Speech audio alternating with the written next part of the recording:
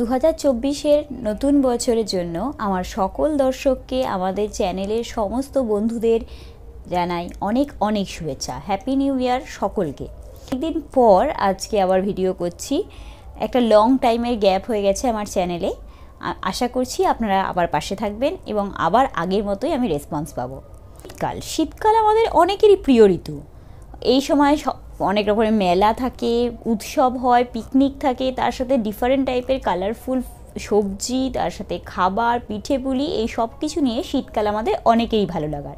তবে কারোর ক্ষেত্রে এই শীতকালেই ঠান্ডা লাগা, অ্যালার্জির মতো সমস্যা দেখা যায়। কিছু ঘরোয়া দ্রব্যের জন্যই আমাদের এই অ্যালার্জি দেখা যায়। একে সিজনাল অ্যালার্জি বা শীতকালীন অ্যালার্জি বা কোল্ড অ্যালার্জি এইসব আমরা বলে থাকি।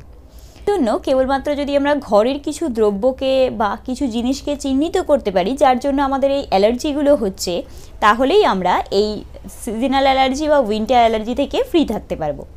তো চলুন দেখে নেওয়া যাক কী কী অ্যালার্জেন রয়েছে আমাদের ঘরে যা আমাদের এই ধরনের শীতকালীন অ্যালার্জি বা সিজনাল অ্যালার্জি সৃষ্টি করে, এবং এটি থেকে মুক্তি পাওয়ার কী উপায় এবং ট্রিটমেন্ট কী কী। চলুন শুরু করা যায়। কিছু দ্রব্য যেমন ধুলোর পুরনো আসবাবপত্র রয়েছে কিংবা কাঠের কোনো পুরনো আসবাব রয়েছে, এছাড়াও পুরনো বই খাতা যেগুলো জমা পড়ে রয়েছে তার মধ্যে ধুলো থাকে। সেই ধুলোর মধ্যেই সাদা কালো বিভিন্ন রঙের পোকা থাকে। এছাড়াও আমাদের যে শীতকালীন বস্ত্র, তা অনেকেই আমরা শীতকালীন বস্ত্রগুলিকে কিছু জায়গায় জমা করে রাখি, তার মধ্যেও দেখা যায় ছোট ছোট পোকা। এছাড়াও তোশক, পিলো, ব্ল্যাঙ্কেট এইসবের মধ্যেও অনেক সময়ই ছোট ছোট পোকা দেখা যায়। এদেরকে ডাস্ট মাইটস বলা হয়ে থাকে বা ধুলোর পোকা। এগুলি আমাদের অ্যালার্জির একটি কারণ হয়। এছাড়াও মোল্ড, যা একটি ছত্রাক মতো। রান্নাঘরের ভেজা জায়গা বা রান্নাঘরে যেখানে কলের জায়গা রয়েছে কিংবা বাথরুমের জায়গাগুলিতে সাধারণত ছত্রাকের মতো দেখা যায়। এই মোল্ডগুলি থেকেও আমাদের অ্যালার্জি হয়। এছাড়াও যারা বাড়িতে কুকুর বিড়াল রাখতে পছন্দ করেন, কুকুর বিড়ালের লোম থেকেও এই ধরনের অ্যালার্জি হতে পারে। এছাড়াও আরশোলা বা টিকটিকি, এদের মল থেকেও আমাদের অনেকেরই অ্যালার্জি হয়। রান্নাঘর কিংবা স্টোর রুম, ভাড়ার ঘরের আশেপাশে এই ধরনের মল পড়ে থাকে এবং তা থেকেও অনেকেরই অ্যালার্জির ধাত থাকে। এই উইন্টার অ্যালার্জিতে আমাদের নাক বন্ধ হওয়া, নাক থেকে কন্টিনিউয়াস জল পড়া, এছাড়াও গলা হালকা ব্যথা করা কিংবা গলা ফুলে যাওয়া, তার সাথে সাথে রয়েছে হাঁচি, কাশি এবং কখনো কখনো মাথা ব্যথা করার মতো লক্ষণও দেখা যায়। এই সেম লক্ষণগুলি আমাদের কোল্ড ফ্লু বা শীতকালে যে ভাইরাস জ্বর বা ভাইরাল জ্বর হয়ে থাকে তাতেও দেখা যায়। তাই আমরা অনেকেই এটিকে ডিফারেন্সিয়েট করতে পারি না বা আলাদা করতে পারি না কোনটি আমাদের অ্যালার্জি আর কোনটি আমাদের এই ধরনের কোল্ড ফ্লু বা ভাইরাল ফিভার। তাই অবশ্যই চিকিৎসকের পরামর্শ নেবেন এবং সঠিক ওষুধ খাবেন। সাধারণত এই সিজনাল অ্যালার্জির জন্য চিকিৎসকেরা অ্যান্টিহিস্টামিন জাতীয় ওষুধ যেমন লিভোসেট্রিজিন, সেট্রিজিন এই ধরনের কোনো অ্যান্টিহিস্টামিন ওষুধ ব্যবহার করে থাকেন। তবে যাতে নাক বন্ধ হওয়ার জন্য ন্যাজাল ডিকনজেস্টেন্ট স্প্রেও দিয়ে থাকেন, তবে এগুলি অবশ্যই চিকিৎসকের পরামর্শে খাওয়া উচিত।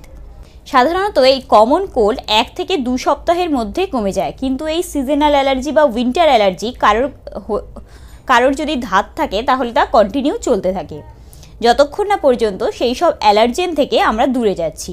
এইভাবেও আমরা কোল্ড অ্যালার্জিকে দূরে করতে পারি। আবার দেখা যায় যে এই কোল্ড ফ্লু বা এই শীতকালীন ভাইরাল ফিভার আমাদের একজন থেকে অন্যজনের মধ্যে সংক্রমিত হয়। তবে এই সিজনাল অ্যালার্জি সাধারণত যাদের এই অ্যালার্জির ধাত থাকে তাদের মধ্যেই অ্যালার্জি থেকে মুক্তি পেতে আমাদের প্রথমে নিজের ঘর দুয়ার পরিষ্কার রাখতে হবে এবং পরিষ্কার করার সময় অবশ্যই মাস্ক পরে নিতে হবে যাতে ওই ধুলো নাকের মধ্য দিয়ে বা মুখের মধ্য দিয়ে আমাদের দেহে প্রবেশ না করে। এরপর অনেকের আবার ধুলোবালির সংস্পর্শে আসলে স্কিনেও র্যাশ দেখা যায়। তাদের ক্ষেত্রে অবশ্যই ফুল স্লিভ জামা কাপড় পরুন কিংবা গায়ে কাপড় জড়িয়ে নিন, গায়ে ভালো করে কাপড় জড়িয়ে নিন যাতে অ্যালার্জির সংস্পর্শে না আসে। এছাড়াও আপনারা ওয়েট ডাস্টিং বা হালকা জল বা ভেজা কাপড় দিয়ে মুছতে পারেন। সারফেস ডিসইনফেক্টেন্ট স্প্রেও বাজারে পাওয়া যায় যেগুলি আপনারা ব্যবহার করতে পারেন।